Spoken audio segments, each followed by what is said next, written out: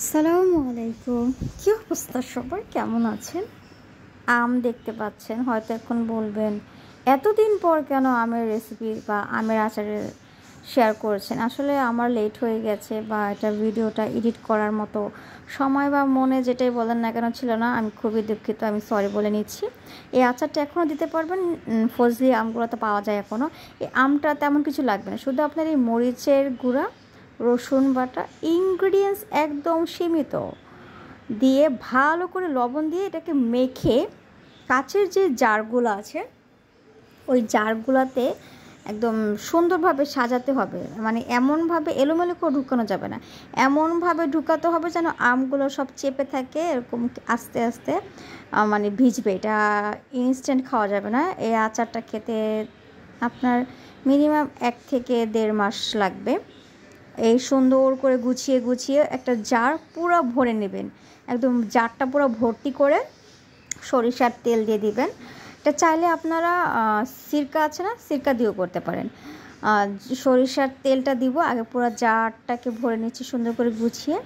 হাতের কাছে যতটুক মানে তেল ছিল ওইটা দিব, তেলও বাসায় ছিল না, তেলটা আনতে হবে। তেলটা যতটুকু ছিল ওইটা দিয়ে দিব, একদম নিচ পর্যন্ত তেলটা পৌঁছাবে।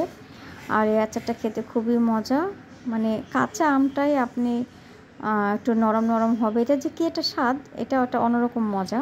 তা না বানিয়ে না খেলে বুঝতে পারবেন না। শুধু মরিচ আর রসুন বাটা, লবণ, সরিষার তেল, দ্যাটস এনাফ। দেখেন বয়মটা কি সুন্দর লাগছে। এখন সরিষার তেল দিয়ে দিব। সরিষার তেল যতটুকু হাতের কাছে ছিল অতটুকু দিচ্ছি, আবার বাকিটা পরে দেব। দেখেন কি সুন্দর লাগে, সুন্দর না? অনেক সুন্দর। এই জারটাকে একদম 2 মাস যদি আপনি রেখে দেন, আমটা এত স্মুথ হবে, এত খেতে টেস্টি হবে, জুসি হবে, যা আপনার ধারণার বাইরে। এখনও ফজলি বড় বড় আমগুলো পাওয়া যায়, সেটা দিয়ে চাইলে এই আচারটা করতে পারেন। মানে এটা এখন কিছুক্ষণ রেস্টে রাখবো, রাখলে কি হবে, এটা আবার জায়গা হবে। জায়গা হলে কি করব, আবার ঠুসাবো। মানে এই বয়মটা কোনো ফাঁকা রাখা যাবে না, কিছুক্ষণ রেস্টে রাখবো। রাখার পরে আবার জায়গা হবে, মানে আমগুলো একটু চিমিয়ে চিমিয়ে আসবে, আবার জায়গা হবে, আবার আম দেব। সো একটু জায়গা হয়েছে, আবার দিচ্ছি ঢুসিয়ে। এটা ঢোসা হয়ে গেলে আবার কিছুক্ষণ পর আবার দেব। দেখতে থাকুন, কিছু সবগুলো কিন্তু হয় নাই, জায়গা এখনও আছে। সো এগুলো দেওয়ার পরে আবার আমি কিছু আম দিব। তেল নিয়ে আসতে হবে বাহির থেকে।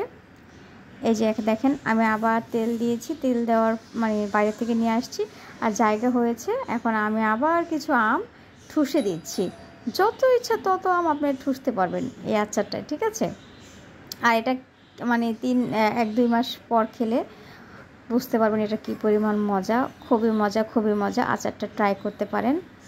মানে আপনার এটা খেলে আপনার মুখে লেগে থাকবে, আজীবন লেগে থাকবে। আর তেমন কোনো কিছুও লাগতেছে না, ঝামেলাও কম, উপকরণও কম, রোদের ঝামেলা নাই, কোনো কিছুর ঝামেলা নাই, চুলায় রান্না করার ঝামেলা নাই, মশলা বাটাবাটির কিচ্ছু ঝামেলা নেই। শুধু রসুনটা বাটবেন আর মেখে বসে একদম দিয়ে রেডি করে রাখবেন। Thank you.